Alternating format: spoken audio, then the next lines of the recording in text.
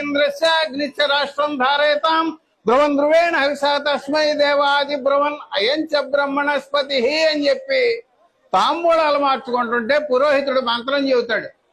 దాని అర్థం ఏమిటి? ధ్రువంతే రాజా వరుణో, ధ్రువానికి రాజు అయినటువంటి వరుణదేవుడికి నీవు ఇచ్చి నిశ్చయించబడ్డావు. ధ్రువం దేవో బృహస్పతి, బృహస్పతికి నీవు నిశ్చయించబడ్డావు. ధ్రువంత ఇంద్రస్య, ఇంద్రుడికి నీవు నిశ్చయించబడ్డావు. అగ్నిశ్య, అగ్నిదేవుడికి నీవు నిశ్చయించబడ్డావు. ఈ నలుగురు అయిపోయిన తర్వాత ఈ భూమి మీద మనుష్య జాతిలో ఉన్న దైవ సమానుడైన పురోహితుడికి నీవు నిశ్చయించబడ్డావు అని అర్థం. అంటే తాంబూలాల పేరుతో మనం పురోహితుడిని తీసుకొచ్చి మంత్రాలు చెప్పించుకుని నిశ్చితార్థం చేసుకుంటే ఆ అమ్మాయి పెళ్లి కొడుకు కంటే ముందు 4-5 నిశ్చయించబడుతోందని అర్థము.